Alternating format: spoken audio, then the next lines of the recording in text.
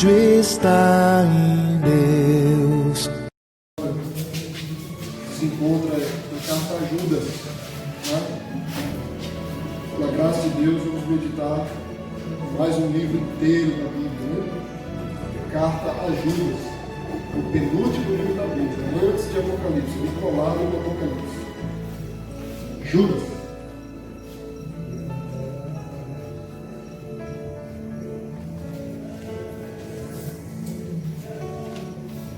Vou tentar focar aqui, vamos prestar atenção na palavra, tá?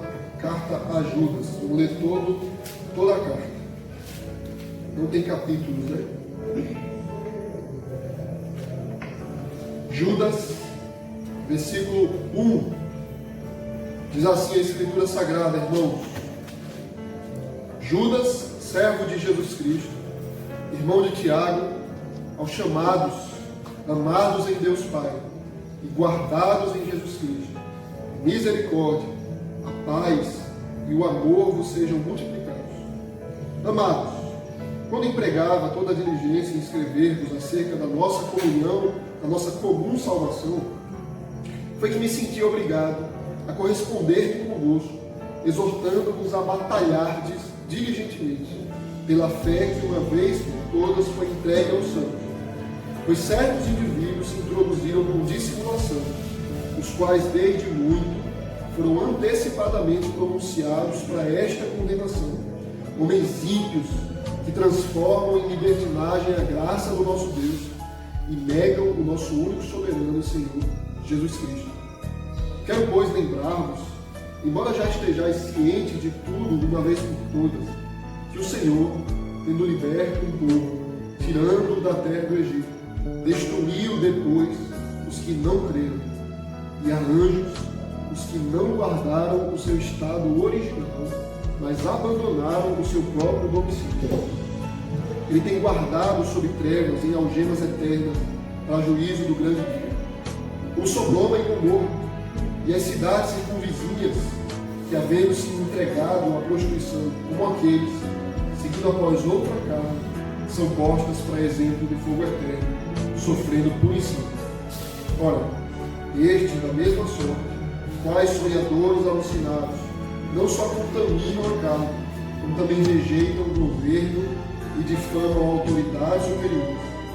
Contudo, o arcanjo Miguel, quando contendia com o diabo, disputava a respeito do corpo de Moisés, não se atreveu a proferir juízo infamatório contra ele. Pelo contrário, disse: o Senhor te repreenda. Estes, porém, quanto a tudo que não entendem, difamam, e quanto a tudo que compreendem com instinto natural, como brutos sem razão, até nessas coisas se corrompem.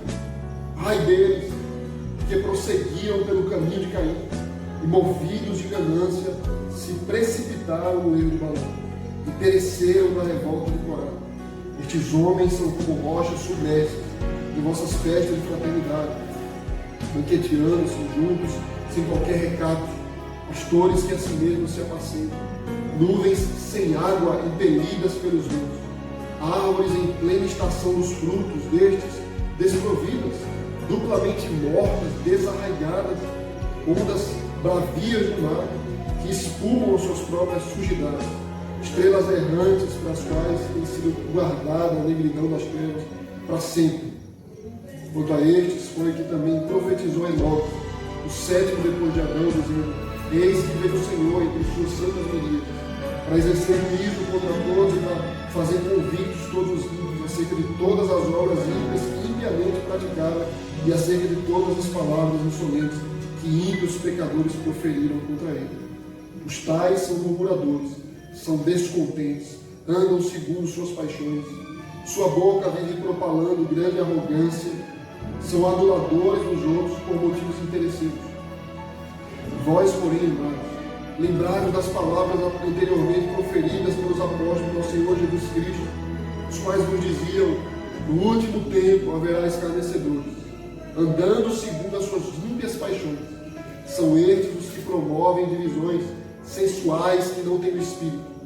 Vós, porém, amados, edificando-vos na vossa fé santíssima, orando no Espírito Santo, guardai-vos no amor de Deus, esperando a misericórdia do nosso Senhor Jesus Cristo, para a vida eterna, e compadecei-vos de alguns que estão na dúvida, salvai-os, arrebatando-os do fogo, quanto a outros, sede também compassivos em temor, detestando até a roupa contaminada pela carne.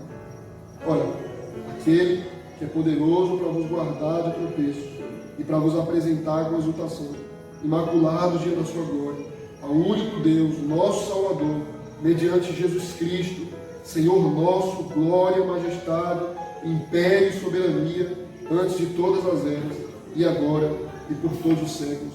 Amém. Então vamos orar.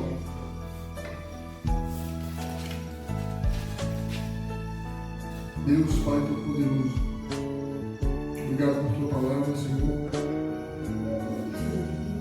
Pai, tem misericórdia de nós, Senhor. Senhor, fala aos nossos corações por tua palavra, Deus. Aquece o nosso coração, apesar da dificuldade, apesar das nossas distrações, apesar da nossa fraqueza, apesar do ambiente lá fora, Deus. Ajuda-nos, Senhor. Faça com que as coisas cooperem para que possamos ouvir a tua palavra atentamente. Sejamos penetrados pela tua palavra, aquecidos pela tua palavra, fortalecidos por tuas promessas, constrangidos por tua lei, por teu amor. Em nome de Jesus, Pai. Nos abençoa nesse momento que a tua palavra é pregada aos nossos corações. Em nome de Jesus, Pai. Amém.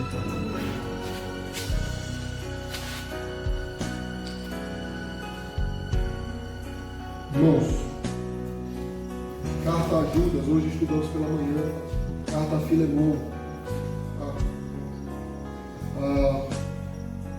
Foi escrita pelo apóstolo Paulo, né? A carta a Filemon foi escrita pelo apóstolo Paulo a Filemon.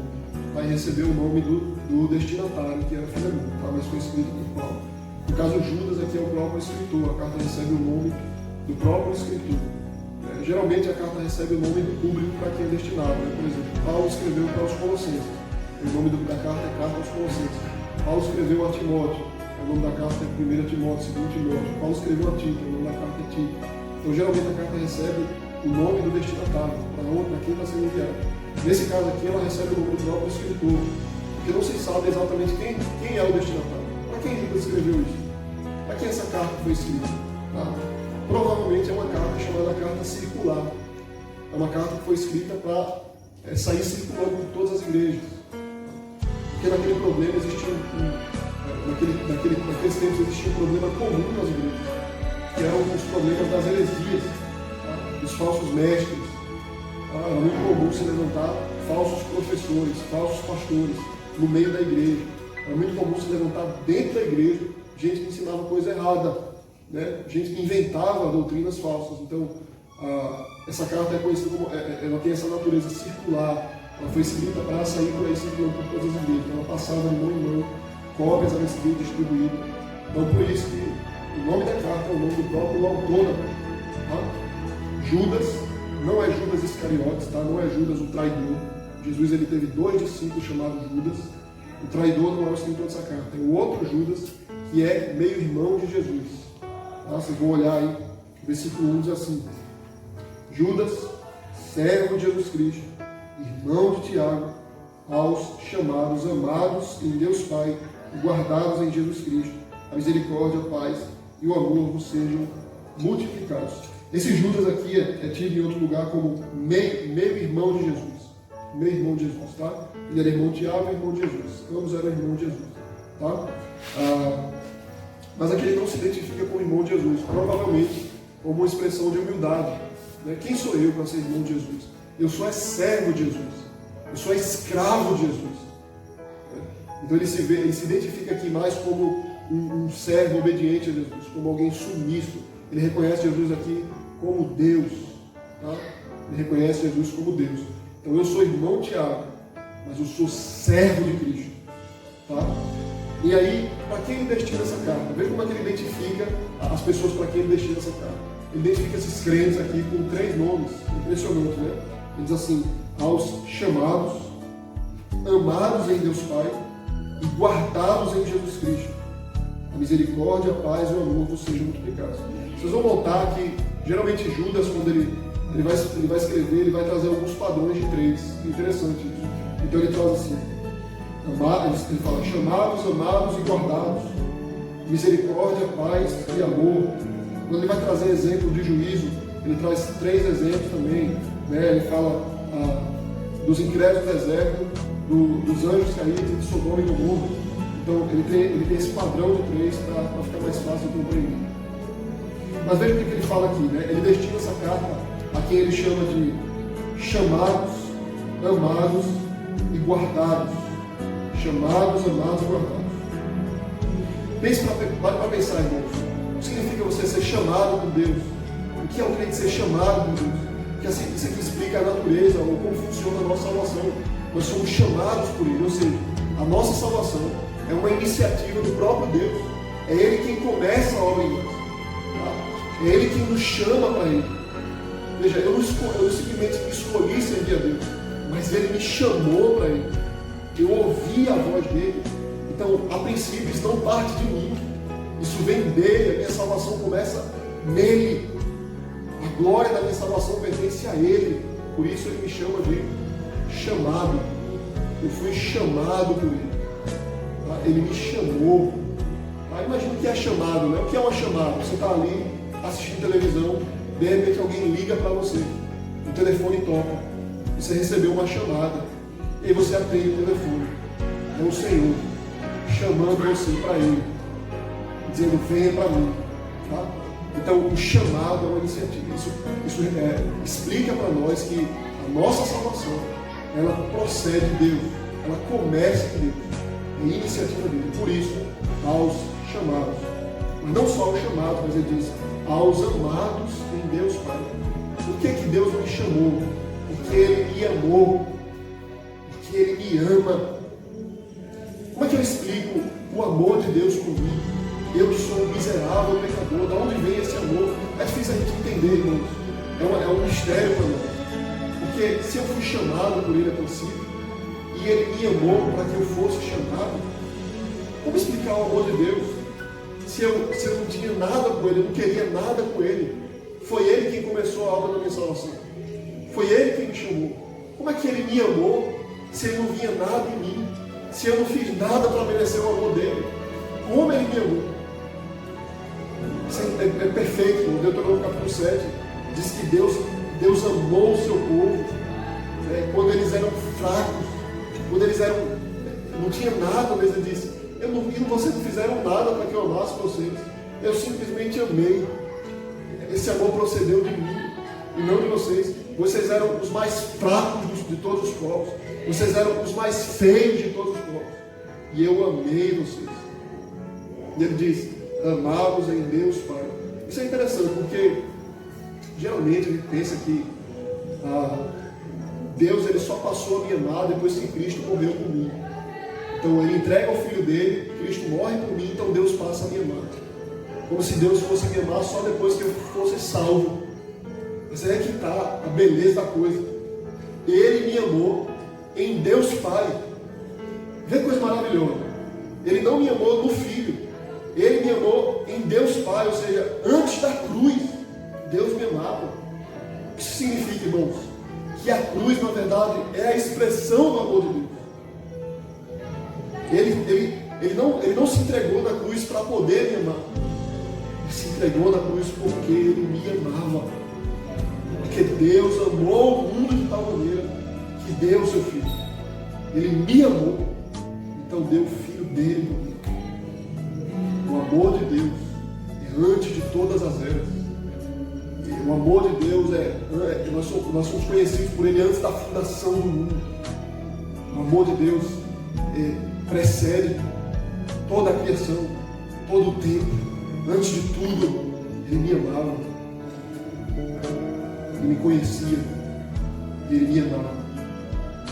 Fui chamado por Ele, amado por Ele, então eu sou guardado por Ele.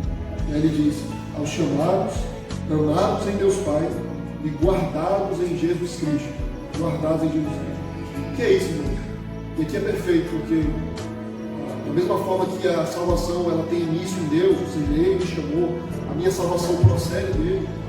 Também Ele me sustenta durante toda a caminhada. Ele diz: guardados em Jesus Cristo. Guardados em Jesus Cristo. Ele me preserva.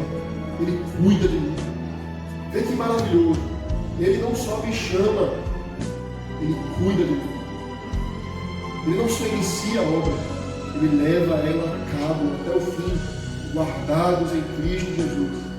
Vê que maravilhoso, né? Guardados em Cristo. Isso é interessante, né? Se a gente observar como Ele completa as coisas. Amados em Deus Pai, guardados em Cristo Jesus. Por Cristo Jesus eu sou guardado. Pela sua obra me guarda. O que Ele fez por mim me guarda. Eu sou guardado mesmo. Imagine, irmãos, literalmente o que significa ser guardado. A gente guarda as coisas dentro de um cofre, né? A gente guarda a coisa dentro de uma gaveta, a gente guarda alguma coisa dentro do armário. Você está guardado ali. Por que a gente guarda alguma coisa dentro de um cofre, ou dentro de uma gaveta, ou dentro do armário? A gente guarda para proteger, a gente guarda para ninguém roubar, a gente guarda para que o mofo, a poeira não cubra, para que ninguém suje, a gente guarda para esconder. Você foi colocado dentro do cofre de Deus. Você foi guardado na gaveta dele, no armário dele, a 7 chaves. Ninguém pode roubar você de Deus. Se você está em Cristo Jesus, se você está nele, ninguém pode arrebatar você das mãos dele. Então eu fui chamado por ele, eu sou amado por ele, eu sou preservado, eu sou guardado por ele. Tudo isso caracteriza o crente. Tudo isso é o meu nome. Geralmente a gente se identifica como crente, né? Eu sou crente. Você é crente, eu sou crente. Ele pode dizer também: eu sou chamado. Eu sou amado. Eu sou guardado por Ele. Tudo isso é o nosso nome. Guardados, amados e chamados por Ele. Então, Judas ele escreve para essas pessoas, tá? Ou seja, todos os crentes. Para quem for crente, essa carta serve. E aí Judas ele vai trazer um assunto importante. Que assunto é esse, Deus? É um assunto que protege a igreja. Deixa eu ler aqui para vocês, verso 3, diz assim. Ele vai explicar qual é o propósito da carta. Versículo 3. Judas, versículo 3. Amados, quando empregava toda a diligência em escrever-vos acerca da nossa comum salvação, foi que me senti obrigado a corresponder convosco, exortando-vos a batalhardes diligentemente pela fé que uma vez por todas foi entregue aos santos. Veja só, então o que ele está dizendo aqui? Ele está dizendo assim: irmãos, eu comecei a escrever a carta e eu queria falar sobre salvação. Só que aí eu parei e disse: rapaz, tem uma coisa que eu preciso escrever que é urgente. Eu preciso escrever sobre a batalha da fé. É isso que ele está falando. Eu parei de escrever sobre salvação, apaguei e disse: eu agora vou escrever sobre a batalha da fé. Tá? E aí ele vai começar a falar sobre a batalha da fé, sobre a luta da fé do crente. É sobre isso que Judas está escrevendo. Tá? Exortando-os a batalhardes diligentemente pela fé que uma vez por todas foi entregue aos santos. Que fé é essa? É interessante, ele diz assim: a fé que foi entregue aos santos. Que fé é essa, né? Que ele diz assim: foi entregue aos santos. O que significa a fé ser entregue? É porque no Novo Testamento, geralmente quando os escritores das cartas, especialmente o apóstolo Paulo, fala de fé, quando ele fala da fé ser entregue, né, ou a fé ser o fundamento da igreja, ele está se referindo à Bíblia, está se referindo à doutrina. Então quando ele fala assim, a fé que foi entregue aos santos, ele está falando da doutrina que foi entregue, o ensinamento que foi entregue para vocês. Tá? Então ele está falando: eu preciso explicar para vocês sobre a luta que vocês têm que passar por causa da fé de vocês, por causa do conhecimento que Deus deu para vocês, da palavra que Ele deu para vocês. Por causa desse livro, vocês vão enfrentar dificuldades que giram em torno do conhecimento. Tá?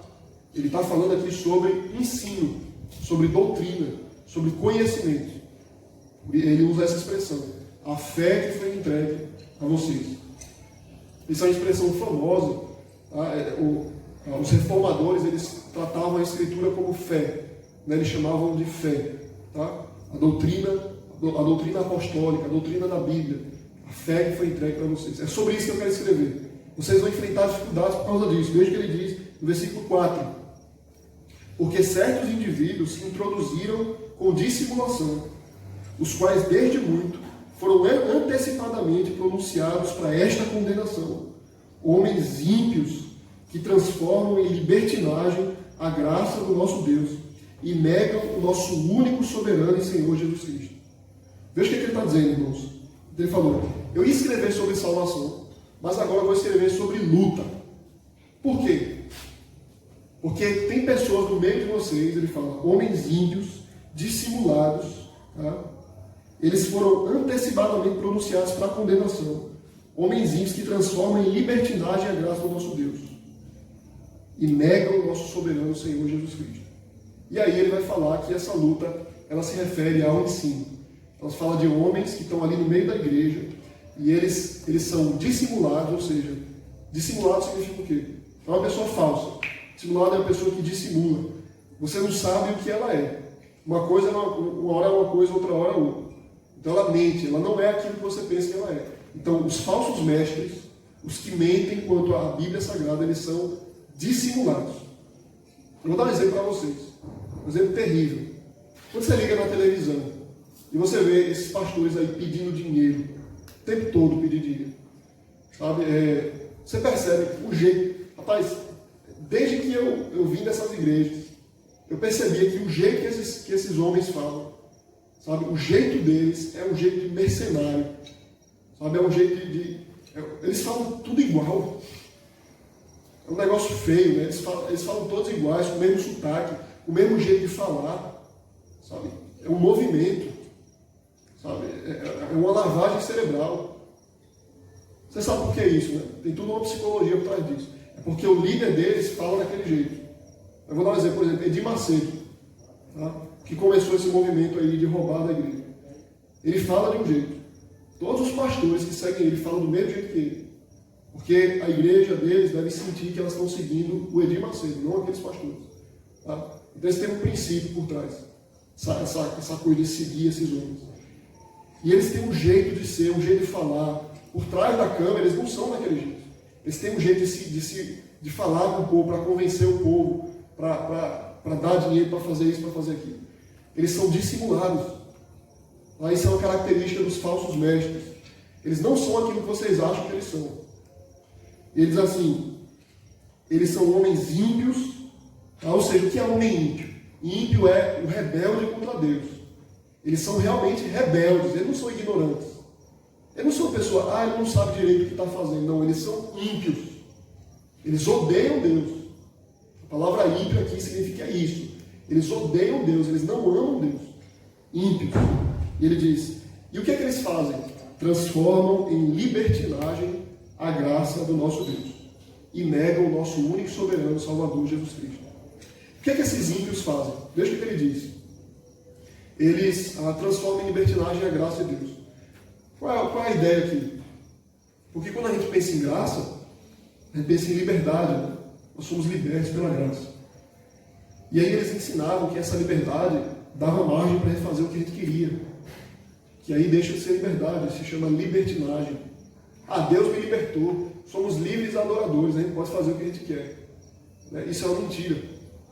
Então eles dizem que Deus libertou vocês estão livres, podem fazer o que você quiser, fique à vontade. Né? Então isso é uma característica do falso mestre. Como é que eles fazem isso hoje? Você não vai ver nenhum desses falsos mestres dizendo assim, pode fazer isso, pode ficar desse jeito. Eles não vão fazer isso. Eles simplesmente não vão focar nesse assunto. Eles não vão ensinar sobre obedecer a Deus. Eles não vão ensinar sobre obediência. Eles não vão ensinar sobre amar a Deus. Eles não vão ensinar sobre quem Deus é, sobre o que Deus exige, sobre o que Deus quer. Eles vão ensinar sobre cura, vão ensinar sobre milagre, vão ensinar sobre dinheiro, sobre prosperidade, sobre sucesso. E aí você entra na igreja, você muda financeiramente, você muda na sua saúde, mas você não muda no seu caráter. Você não muda no seu coração. Então veja como é que é sutil isso. Né? Essa é a libertinagem que eles pregam. Eles não vão dizer para você, faça o que você quer. Eles simplesmente não vão ensinar como vocês devem viver. Eles não vão falar para vocês, eles não vão ensinar o que é que Deus quer. Eles vão ensinar o que é que eles querem. Tá? Esse é o falso mestre. Então eles são dissimulados. Vamos gravando aí no Instagram, tem pelo menos uns 20 adjetivos aí que Judas vai usar para caracterizar esses homens. Né? Dissimulado, veja aí, só nesse versículo ele já disse, são dissimulados, são ímpios, são o que ele falou agora, são libertinos, e eles também negam o nosso único soberano Senhor Jesus Cristo. Eles negam Jesus. Como é que isso funciona, irmãos? Porque esses homens, eles não diziam, Jesus não existe, eu não gosto de Jesus. Eles falavam de Jesus, eles ensinavam de Jesus, eles diziam que amavam Jesus, mas Judas está dizendo que eles negavam Jesus. Como é que eles fazem isso? Negando, falando de Jesus, pregando Jesus e negando Jesus ao mesmo tempo. Como é que isso funciona? Vê que coisa sutil, né? Que coisa dissimulada. Eles ensinam Jesus e negam Jesus. Como é que eles fazem isso? É interessante porque a gente pode entender isso pelo nome que Jesus recebe aqui. Nosso único, soberano e Senhor. Por que Judas chama Jesus de único, soberano e Senhor? Porque eles negavam Jesus como o Senhor da vida deles, como o Rei da vida deles. E Deus é soberano e é Senhor, mas eles negam isso. Ou seja, eles eram insubmissos a Deus, eles pregavam contra a autoridade de Deus. Eles não falavam da autoridade de Deus na nossa vida. Eles não pregavam a soberania de Deus. Eles não diziam que Deus é dono de você, que Ele é o seu Criador, que Ele é o seu Salvador, que Ele é o seu Deus. Eles não tocavam na nossa consciência para que a gente entendesse que Deus não me deve nada, mas eu devo tudo a Ele. O que eles ensinavam? Eles ensinavam que Deus é que me deve. Eles ensinavam a cantar assim, restitui, eu quero de volta o que é meu. Era a música que eles ensinavam a cantar. Já cantavam essa música naquele tempo, já. Restitui, eu quero de volta o que é meu. É como se Deus estivesse devendo alguma coisa para o crente. O que é isso, irmãos? Isso é negar o nosso único soberano Senhor. Deus não me deve nada. Eu é que devo tudo a Ele. A única coisa que Ele devia me dar era o inferno, que Ele me salvou. Então, ele escreve aqui o propósito da carta. Ele diz que a carta, o destinatário, o autor da carta é Judas, o destinatário são os chamados, amados e guardados em Cristo Jesus. O propósito da carta é falar da luta pelo conhecimento, luta contra os falsos mestres. E aqui agora ele vai descrever quem esses mestres são. Ele já deu uma pitada, aí, um pontinho de quem são essas pessoas. Né? Ele agora vai se aprofundar mais ainda para que a gente entenda como funciona a conduta desses homens, o pensamento desses homens, tá? As palavras deles, o ensino deles. E aí vamos continuar aí, verso 5. Eu quero, pois, lembrar-vos, embora já estejais cientes de tudo, uma vez por todas, que o Senhor, tendo liberto um povo, tirando-o da terra do Egito, destruiu depois os que não creram, e a anjos, os que não guardaram o seu estado original, mas abandonaram o seu próprio domicílio. Ele tem guardado sob trevas e algemas eternas, para o juízo do grande dia, como Sodoma e Gomorra, e as cidades circunvizinhas, que havendo se entregado à prostituição como aqueles, seguindo após outra carne, são postas para exemplo do fogo eterno, sofrendo punição. Veja aí, o que Judas pega? De novo, naquele padrão de 3, né? Ele pega 3 exemplos de destruição para explicar o que vai acontecer com esses homens. O que espera esses homens? E aqui, Judas é uma carta maravilhosa. É a carta menos estudada de todos os livros da Bíblia. É a carta menos estudada, é o livro menos estudado. Mas é uma carta maravilhosa para que a gente entenda o juízo que está guardado para aqueles que vão contra o Senhor. Vê o exemplo que ele traz. Ele traz aqui pelo menos 3 exemplos. Né? Ele fala dos crentes que caíram no deserto porque não creram, os incrédulos, dos anjos que se rebelaram contra o Senhor no céu e agora estão acorrentados no inferno. E diz Sodoma e Gomorra e as cidades circunvizinhas, ali em volta de Sodoma, que se entregaram à prostituição, especialmente sodomia, né? O homossexualismo. O que é que guarda essas pessoas? O que é que guarda esse pensamento? Destruição eterna. Em outras palavras, o Júlio está dizendo assim, eles não sabem com que eles estão brincando. Eles não sabem o que eles estão fazendo. Eles estão pervertendo a palavra do Deus soberano e Senhor do universo. Eles não sabem o que eles estão fazendo. Isso, a carta de Judas, então, irmãos, ela é especial para que ela traga um tipo de temor no nosso coração. Porque isso é impressionante. O ensinamento de Deus ele deve ser completo para formar o nosso caráter. Você pode ouvir falar muito do amor de Deus, é maravilhoso. Mas a gente deve ouvir falar da justiça dele, do juízo dele. Porque isso traz temor para o nosso coração. Isso traz segurança também de saber que Deus é justo. Isso nos livra até do justiçamento, de querer fazer justiça com a nossa própria mão. Por causa do estado terrível que a gente vê por aí, que dá vontade de fazer uma besteira. A gente pensa, mas no final Jesus vai aparecer para julgar esses homens. Como ele fez no passado, no deserto, em Sodoma, e no céu com os anjos também, que se rebelaram contra ele. Ele vai fazer justiça. Nosso Deus é maravilhoso. O Salmo 92, nosso Salmo 94, louva a Deus, só é como o Deus das vinganças. Ó Deus das vinganças. Vê que louvor é esse, né? Que a gente não louva hoje mais. Que a igreja não tem ousadia em louvar isso, né? Porque a igreja perdeu, não tem mais a consciência de quem Deus é. Que a vingança pertence a Ele. Porque a justiça está nas suas mãos. Porque Ele é o juiz de toda a terra.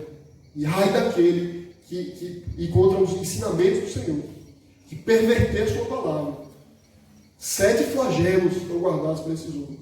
Que perverterem, que acrescentarem algo à palavra, ou retirarem algo da palavra de Deus. Que agem como víboras, como a serpente no jardim do Éden. Falsos médicos. O que está guardado para eles é certo. Então, irmãos, ele traz 3 exemplos de juízo aqui. Esses 3 exemplos aqui, essa ideia de confirmação do exemplo, essa repetição, serve para confirmar. É como Jesus quando dizia assim, em verdade te digo. Quando ele repetia as palavras para confirmar, para dar certeza. Isso é próprio da língua hebraica, tanto quanto hebraica quanto grega.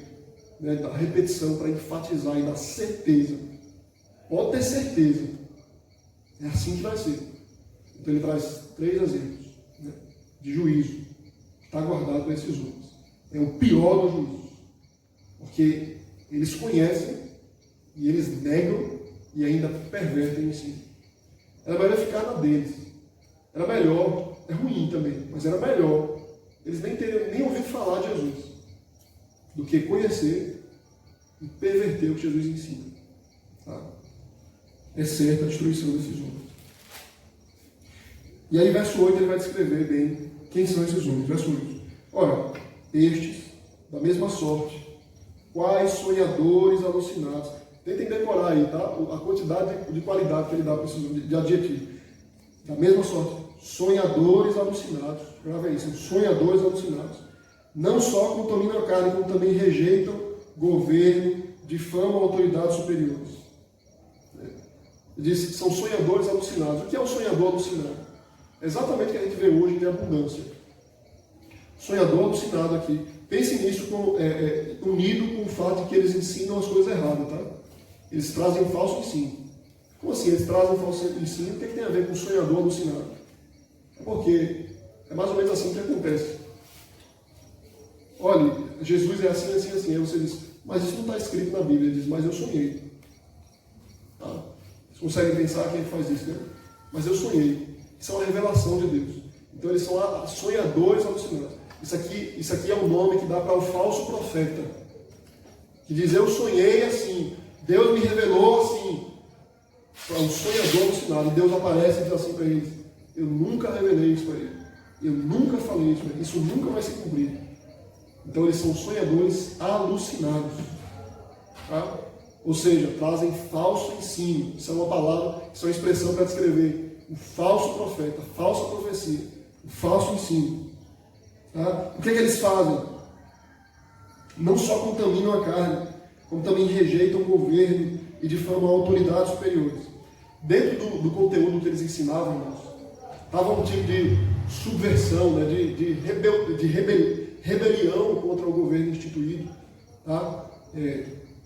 O 2 Pedro também vai explicar um pouco isso. Era um tipo de ensinamento que tinha naquele tempo. Inclusive, tinha um movimento que caracterizava esse tipo de ensino, que eram os zelotes, conhecidos como zelotes, que era um grupo de pessoas que se diziam crentes e que era contra a política, contra o governo, queria se rebelar, não queria ter governo nenhum. E aí eles difamavam as autoridades, diziam que não pode respeitar o presidente, o governador, o prefeito e tal. Eles se voltavam contra toda a forma de governo. Né? E é impressionante, porque a princípio, veja só que interessante, ele se volta contra quem? Contra o único soberano e Senhor. Contra o Senhor Jesus como Rei do Universo. E disso para ele desce aqui para a Terra. E aí eles vão contra o ensinamento bíblico. Paulo, por exemplo, explica isso muito bem em Romanos capítulo 13, que quem instituiu as autoridades foi Deus, e a gente deve obediência às autoridades. Se a gente não faz nada de errado, não tem o que temer. Obedeça, dai a César o que é de César, e a Deus o que é de Deus. Honra a quem honra. E Paulo ensinou isso muito bem, mas tinha pessoas que não gostavam de autoridade. Quando isso desce para a igreja, a gente tem esse movimento conhecido como movimentos desigrejados, movimentos desigrejados, que flui exatamente do pensamento que está no núcleo da igreja ali. Surge alguém no meio da igreja que diz: eu estou decepcionado com a igreja não serve mais para mim. E ele vai para fora da igreja e forma outra igreja para ele. Né? Vai, abre a casa dele e cria outra igreja e deixa de ser desigrejado. Né? Mas dentro dessa essência, desse pensamento desigrejado, está essa ideia de não querer ser submisso ao que estão ensinando para ele ali. É uma pessoa rebelde, orgulhosa, arrogante. Não quero ouvir não, eu penso de outra forma. Né? Então ele se volta contra toda a autoridade instituída. Então isso estava na essência desse grupo específico aqui, com que a Judas está se preocupando. Cuidado desses homens. Está ensinando coisas para vocês aí sobre política, isso está entrando dentro da igreja, isso vai acabar com a igreja. Tá? Verso 9. Contudo, o arcanjo Miguel, quando contendia com o diabo e disputava a respeito do corpo de Moisés, não se atreveu a proferir juízo difamatório contra ele. Pelo contrário, disse: o Senhor te repreenda. O Senhor te repreenda. E aqui ele traz um exemplo, um escrito de um apócrifo. Vocês vão lembrar que Moisés ele morreu no final do Deuteronômio, mas ninguém sabe onde o corpo dele foi enterrado. Isso provavelmente para que os próprios judeus não tentassem pegar o corpo de Moisés e idolatrar o corpo de Moisés. Deus enterrou o corpo de Moisés, mas ninguém sabe onde. E aí tem um apócrifo, tá? um livro que não é um livro bíblico, não é inspirado por Deus, conhecido como a Assunção de Moisés. Tá? E esse pedacinho desse livro, tem um pedacinho restou, né? Está escrito ali que no corpo, no meio, ali, no lugar onde o corpo de Moisés foi enterrado, que ninguém sabe onde é, houve uma luta, uma batalha entre o diabo e o arcanjo Miguel, para ver quem ia levar o corpo de Moisés. Isso é uma tradição, né? Isso Judas pegou como exemplo, para ensinar que nem Miguel foi nervoso, foi rebelde de querer se voltar contra a serpente ou contra o diabo antes do tempo. Então ele diz, Miguel, né, verso finalzinho do verso 9, ele diz: não se atreveu a proferir juízo difamatório contra ele, pelo contrário, disse: o Senhor te repreende. O Senhor te repreende. Isso aqui, irmãos, é um princípio que deve nos ajudar a entender como é que funciona a nossa indignação. Como é que eu devo me indignar? Quando eu vejo um político que está destruindo o povo, a princípio, a minha indignação ela se manifesta assim: que o Senhor te repreende. O Senhor te repreende. Ou seja, eu oro para que Deus trate disso. Eu oro para que Deus faça justiça. Como nós oramos aqui hoje de manhã, pelo nosso país.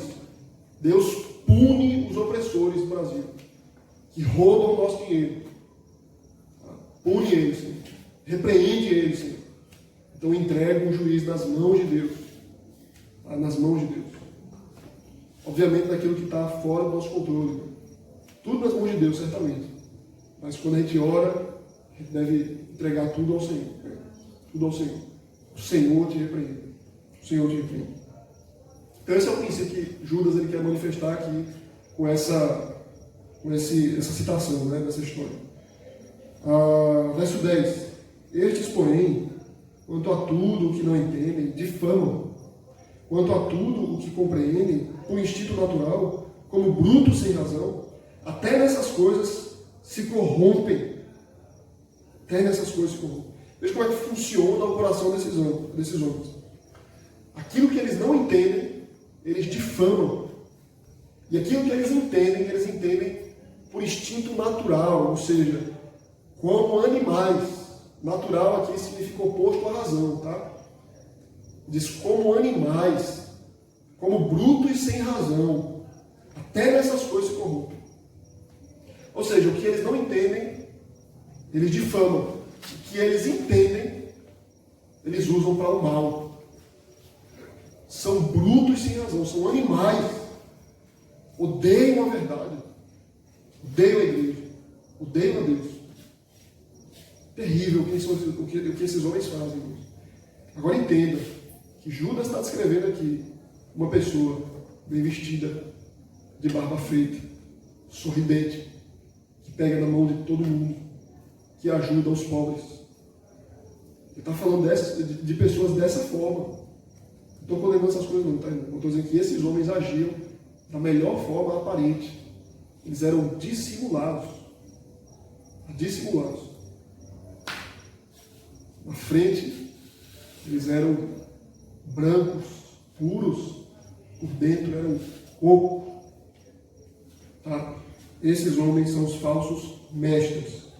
Você vê uma pessoa defendendo com muita veemência um falso evangelho, a palavra de Deus. Aquela pessoa ali, às vezes a gente pensa, né? Ela está bem intencionada. Não está bem intencionada. Se tivesse bem intencionada, Judas não escrevia eles dessa forma. São ímpios, brutos sem razão, sonhadores alucinados, tá? Insumissos, arrogantes. Verso 11. Ai deles. E aqui ele traz mais 3 exemplos da caminhada desses homens. Ai deles porque prosseguiram pelo caminho de Caim. Movidos de ganância, se precipitaram no erro de Balaão e precederam na revolta de Corá. Pereceram na revolta de Corá. Veja 3 exemplos que ele usa, tá? 3 exemplos drásticos aqui.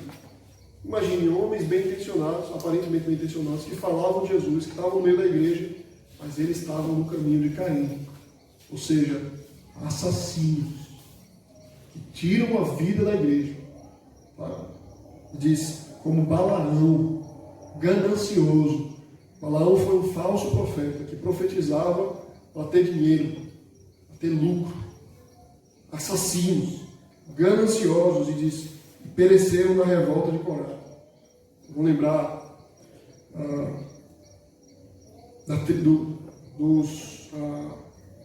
sei como é que chama agora.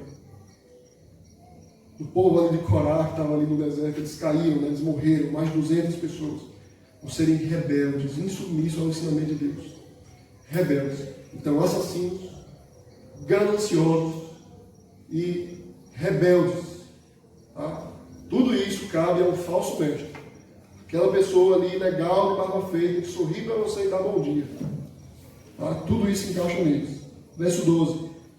Aí vem uma série de nomes aí. Verso 12. Estes homens são como rochas submersas em vossas festas de fraternidade, banqueteando-se juntos sem qualquer recato. Pastores que a si mesmos se apacentam. Nuvens sem água impelidas pelos ventos. Árvores em plena estação dos frutos, destes desprovidas, duplamente mortas, desarraigadas. Ondas bravias do mar, que espumam suas próprias sujidades. Estrelas errantes, para as quais tem sido guardada a negridão das trevas para sempre. Veja quanto nome bonito, né? Eles recebem. Tudo isso para descrever a podridão que é o movimento desses homens. Por exemplo, diz, são como rochas submersas. Literalmente aqui são como um recife. Imagine um barco que está andando ali, o mar lisinho, mas embaixo está cheio de rocha, cheio de pedra. e o barco bate e afunda, né? Você vai lembrar do Titanic. É mais ou menos isso que acontece. Você está ali caminhando e acha que está tudo bem, de repente você bate e afunda. São como rochas submersas. São como um recife. Ele está ali em vossas festas de fraternidade, né? A festa de fraternidade é literalmente aqui a festa do amor. Festa do amor, quando os crentes se reuniam para expressar comunhão, amor uns pelos outros. Eles estão ali. Ele diz, sem qualquer recato, sem amor. Pastores, é outro nome que eles recebem. Pastores que a si mesmos se apacentam. Eles recebem o nome de pastor. São tratados como pastor. Mas a única pessoa que eles guiam são eles mesmos. A única pessoa que eles estão preocupados são eles mesmos. O futuro deles é a única coisa que importa para eles. Tudo que eles fazem é dizendo, rapaz, eu vou fazer o meu, vou guardar o meu. Tá? Pastores que a si mesmos se apacentam. Pastor que a si mesmos se apacentam no Antigo Testamento, especialmente Ezequiel e Jeremias, eles são descritos como que eles devorassem a ovelha. Eles matam a ovelha e devoram ela. Deus assim, eles comem o meu povo como se fosse pão. Pastores que a si mesmos se apacentam. São esses homens. Tá? Então a coisa é séria, irmãos. Nuvens sem água, impelidas pelos ventos. Nuvens sem águas, impelidas pelos ventos. O que é nuvem sem água impelida pelo vento? Aqui, a expressão literalmente significa, é aquela nuvem, está ali em cima de você. Você acha que vai chover, mas ela vai embora. Tá? O vento leva ela. Não tinha água nela. Ou seja, o mestre, o pastor que promete, e não tem nada para você. Não sacia a sua sede. Não água no seu campo. Não tem nada. Tá? Esse não é exatamente, irmãos, que a gente vê na igreja hoje. Uma multidão, uma quantidade absurda de promessa que é feita. Nada acontece. E a igreja evangélica hoje, né? Evangélica entre aspas, é marcada por uma multidão de pessoas frustradas que esperam coisas que Deus não prometeu. Porque são apacentadas por nuvens sem águas levadas pelo vento. Tá? Árvores em plena estação dos frutos, desde desprovidas, duplamente mortas, desarraigadas. Tá? Aí é claro para entender, né? Eles não têm frutos, tá? São desprovidos de fruto, duplamente mortos, tá? Desarraigados, não têm raiz. Verso 13: ondas bravias do mar, que espumam suas próprias sujidades. São ondas bravas, e o que ele traz é sujeira, muita onda e sujeira vem com ela. Estrelas errantes, para as quais tem sido guardada a negridão das trevas para sempre. Que é a estrela errante? Uma estrela cadente, né? A estrela que passa, mas a sua luz passa junto com ela. Aquela estrela que passa, você não vê. Você já aconteceu com todo mundo já, né? Tá todo mundo junto ali, viu? Tu viu a estrela? Não, vi não. Já passou. Exatamente assim. Tem nada, viu, perdeu. É assim que o falso mestre faz. Ele passa e vai embora. A luz dele é temporal. A luz dele é só um piscar de olhos. A luz dele vai embora. Tá? Isso é uma estrela errante. Ele não ilumina nada. Imagine, cheio de luz, não ilumina nada. Tá? É uma luz escura. Uma escuridão iluminada. O que está guardado para eles, irmãos? Negridão das trevas. Paciente. Eles são uma estrela cheia de luz. O que está guardado para eles? Negridão das trevas. Escuridão. Vê a ênfase que ele dá. Negridão das trevas. É a mesma coisa. Negridão das trevas. Eles vão viver para sempre nas trevas. É o que está guardado para esses homens. Isso é muito forte. Isso expressa o caráter perfeito do juiz de Deus. Ninguém acha que Deus é tolo. Que Deus ele vai deixar passar com essa doutrina diabólica do universalismo que diz, Deus vai salvar todo mundo. Isso é mentira. Isso é mentira. O que isso causa? O que essa doutrina causa? Esse ensinamento causa na gente? A gente se conforma e diz, se Deus vai salvar todo mundo, então eu vou fazer o que eu quiser, ele vai salvar todo mundo. Não faz nem sentido isso. Tem pastor aí ensinando isso. Tem teólogo famoso que escreveu um livro sobre isso. Tem filme sendo produzido sobre isso. Já vi no Netflix, tem um filme que trata do pastor. O primeiro pastor que começou a pregar isso. Universalismo, né? Todo mundo vai ser salvo. E aí por isso que está intimamente associado com a libertinagem. Porque o cara diz assim, se eu vou ser salvo no final, então eu posso fazer o que eu quiser. Todo mundo vai ser salvo. O que acontece com a doutrina do purgatório, do catolicismo romano? Você está lá, você vai para um tipo de inferno temporal. Você é purificado. Se alguém estiver ali orando por você, você pode ir para o céu depois. E aí todo mundo é salvo no final. Então, quando alguém luta contra essa doutrina terrível e maravilhosa do inferno, que descreve o caráter de Deus, tem algo diabólico por trás. Algo terrível por trás.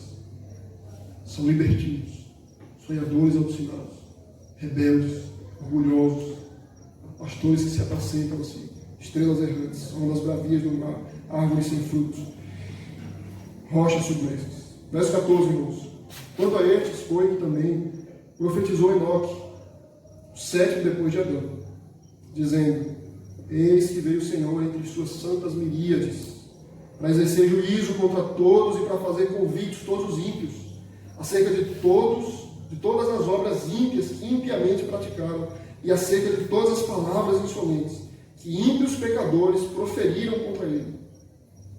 Aqui, mais uma vez, Judas pega o que seria considerado um apócrifo, tá? Judas foi inspirado por Deus para escrever essa carta. Essa carta é inspirada por Deus, mas ele cita alguns textos que não foram inspirados, tá?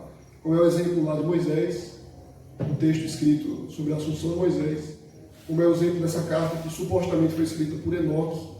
Né? Você lembra de Enoque, o sétimo depois de Adão? Né? Enoque foi um filho de Adão, lá no princípio, lá no comecinho de Gênesis, capítulo 5 de Gênesis ainda, fala de Enoque. Lembra que Enoque subiu para o céu, foi arrebatado por Deus.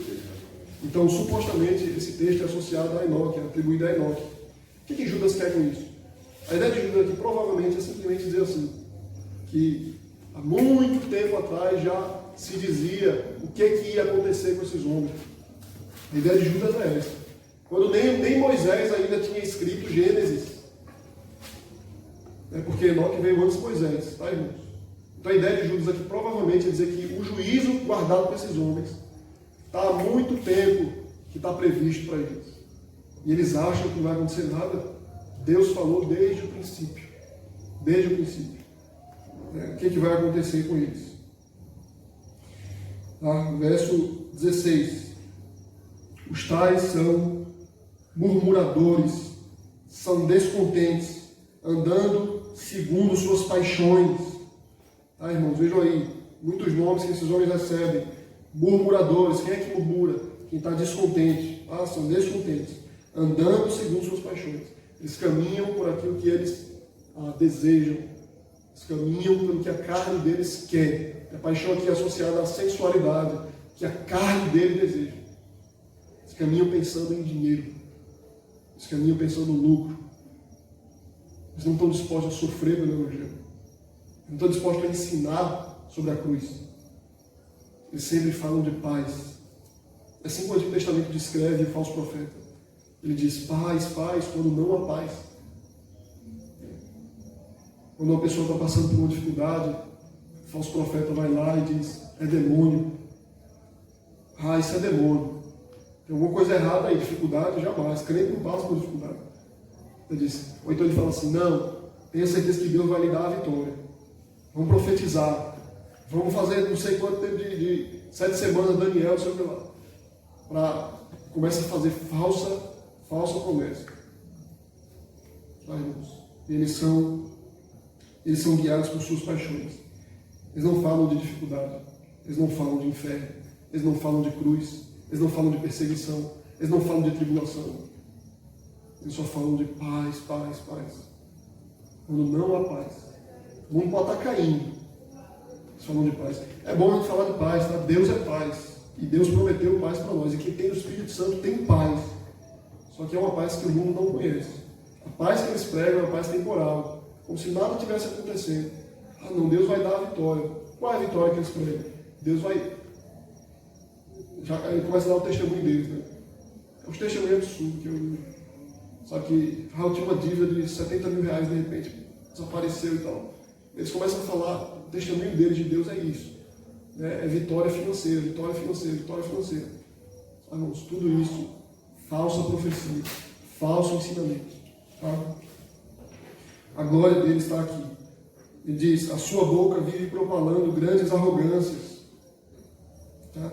Grandes arrogâncias, ou seja, eles sempre se colocam como pessoas iluminadas, como ungidos de Deus, como iluminados, como pessoas dignas, como pessoas, como grandes mestres, né? Eles se colocam lá em cima.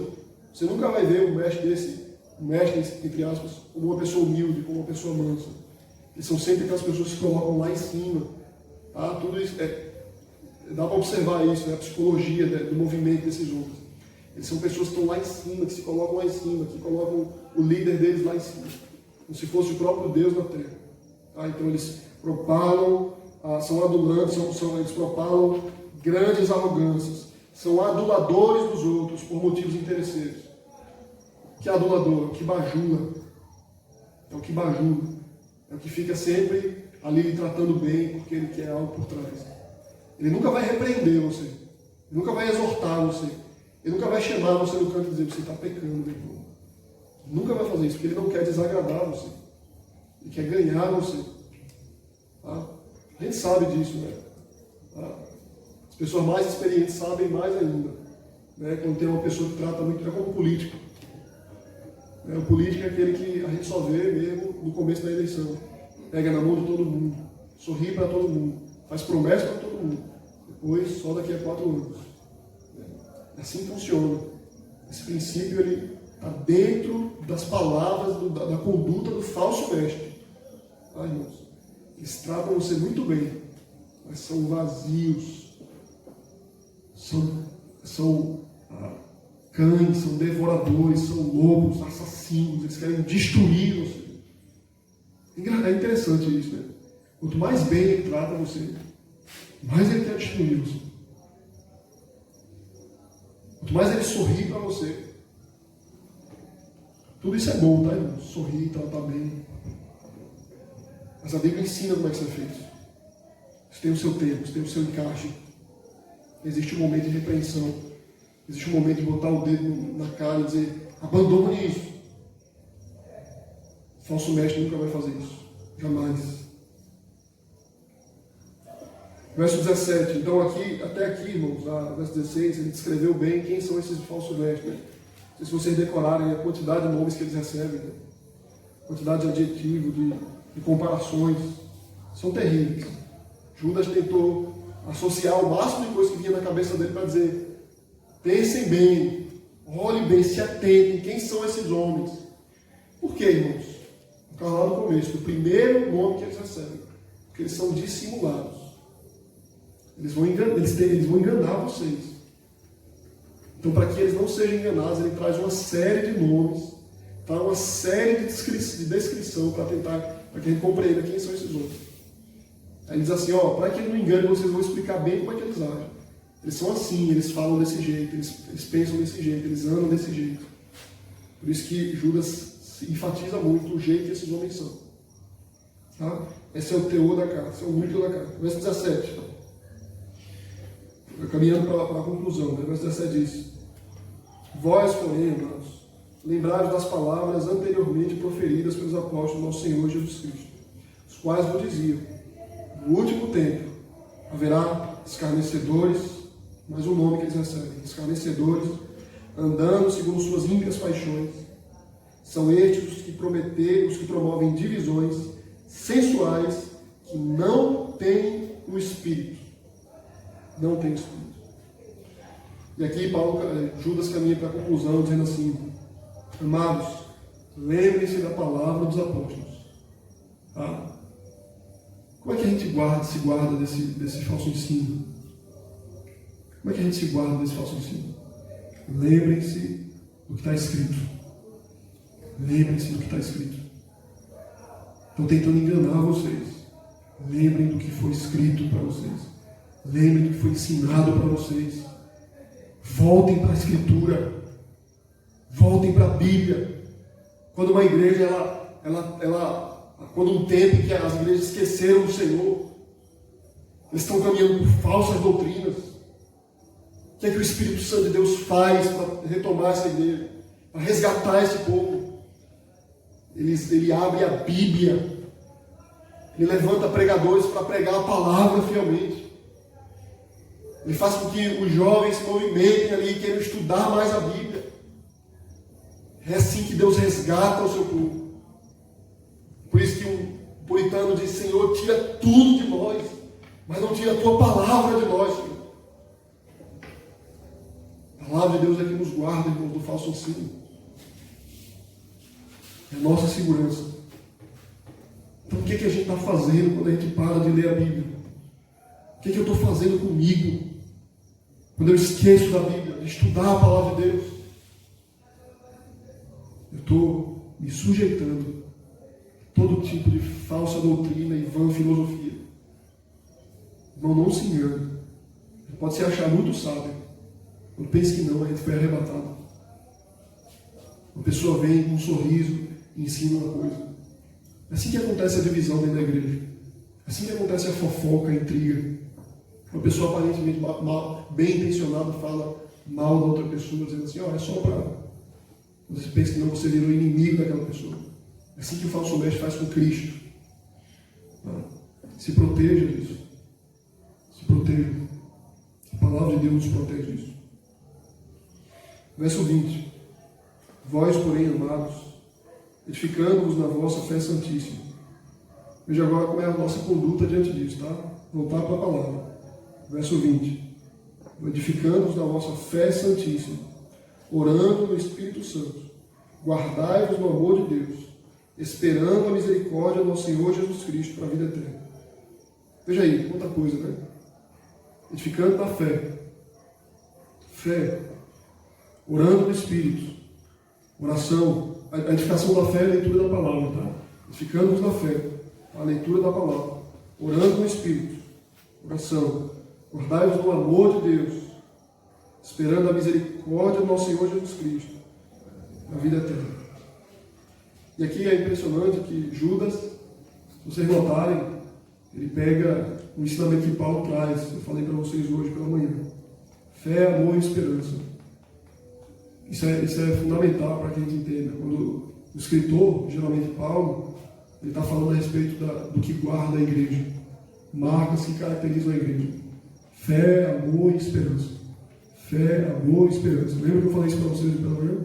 Fé, amor e esperança. Veja o que ele diz. Edificando na vossa fé, orando no Espírito Santo, guardai-vos no amor de Deus, esperando a misericórdia do nosso Senhor Jesus Cristo para a vida eterna. Verso 22. E aí compadecei-vos de algum que estão na dúvida. Guardai-vos, salvai-os, arrebatando-os do fogo. Quanto a outros, sede também compassivos em temor, detestando até a roupa contaminada pela carne. E aí Judas está falando assim: tem algumas pessoas que estão sendo arrebanhadas por esses falsos mestres.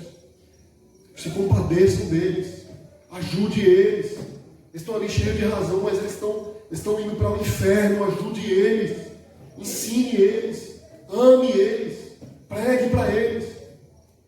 Ele diz: vão lá com muito carinho, mas cuidado, porque tem alguns que estão já na porta do inferno, já estão já no fogo. Ele diz: aí sejam mais severos com eles. E é impressionante porque Judas aqui, muito sabiamente, ele ensina o modo de se conduzir com grupos de pessoas diferentes. Tem pessoas que estão se perdendo. Tem uns que dá tempo. Tem uns que está quase na boca ali. Uns tratam com mansidão. O outro seja mais severo. Bata nele. Para que eles não sejam definitivamente possuídos pelo diabo. Vê se não é isso que ele diz, irmãos. Compadecei-vos de alguns que estão na dúvida. Verso 23. Salvai-os arrebatando do fogo. Quanto a outros, sede também compassivos em temor, detestando até a roupa contaminada pela carne. Tem gente que está num estado tal que até a roupa deles é contaminada, ou seja, eles já absorveram um estilo mundano já. Cuidado para vocês não caírem quando vocês forem tentar resgatar eles. Cuidado para vocês não irem no mesmo rumo. Então sejam sábios, sejam prudentes. Tá? Então ele ensina, irmãos. Ele desperta a nossa responsabilidade. O escritor aos Hebreus fala que a igreja é edificada exortando-vos uns aos outros, mutuamente. Isso é importante. Às vezes o pastor da igreja, até os presbíteros, dependendo do tamanho da igreja, fica sobrecarregado. Uma coisa que ajuda muito, irmãos, a igreja é quando o irmão exorta o outro. Tem coisa que não precisa nem ser levada para o pastor, que vocês podem se ajudar. Quando você vê um irmão pecando, você pode ir lá, ele é seu irmão, resgate ele do fogo, salve ele, ajude ele. Talvez nem precise levar para a disciplina, né? Ajude ele. Tiver essa consciência que a gente pode pregar o coração do irmão, consolar o coração do irmão, rir com ele, chorar com ele, repreender ele, ouvir repreensões também. A igreja é edificada como um corpo. Tá? E ele conclui com a doxologia, verso 24, adorando o Senhor. Ora, aquele que é poderoso para vos guardar de tropeços, para vos apresentar com exultação, imaculados diante da sua glória, ao único Deus, nosso Salvador, mediante Jesus Cristo, Senhor nosso, glória, majestade, império e soberania antes de todas as eras, e agora, e por todos os séculos. Amém. E aí ele termina, irmãos, mais ou menos assim, né, dizendo, alguém pode perguntar, mas pastor Judas, como é terrível o movimento desse movimento dentro da igreja, como é terrível a quantidade de pessoas que está se desviando, o que a gente vai fazer? A igreja está sendo dissipada, está sendo destruída por isso. Ele diz, mas aquele que é poderoso para guardar vocês do tropeço, para apresentar vocês imaculados, ou seja, ele vai apresentar vocês sem mancha diante de Deus. Vê a quantidade de pecado que Judas descreve aqui. A quantidade de nome que caracteriza a corrupção desses homens. Mas vocês, filhos de Deus, vão ser apresentados puros diante de Deus. Por quê, irmãos? Porque Ele vai guardar vocês. Ele vai guardar vocês. Por isso que mulher não pode pregar, né? Mulher assim é um escândalo. Irmãos, vamos se concentrar aqui, tá? Ele vai guardar vocês diante da situação terrível que Judas estava passando. Imagine o coração desse pastor tão preocupado com a igreja. Ele escreve isso para as igrejas em volta dele. Espalhe essa carta aí, por favor, porque está se espalhando esse falso ensino. Esse espírito do anticristo está possuindo um monte de gente aí. Por favor, ele diz, espalha isso. Mas eu creio, Deus vai guardar o seu povo. Deus vai cuidar do seu povo. Vocês vão ser apresentados diante dele sem mácula. Por quê, irmãos? Não por causa de nós, por causa dele. Quem é o nosso Deus? Quem é o nosso Deus? A gente aprendeu quem nós somos, né? Chamados, amados, guardados. Quem são os ímpios? Tantos nomes que eles recebem. Quem é o nosso Deus? O único Deus, nosso Salvador, mediante Jesus Cristo, Senhor nosso, glória, majestade, império e soberania antes de todas as eras e agora, por todos os séculos. Amém. Esse é aquele que veio, viveu por nós, morreu por nós e governa soberanamente para sempre. Irmãos, vamos louvar o nome do Senhor.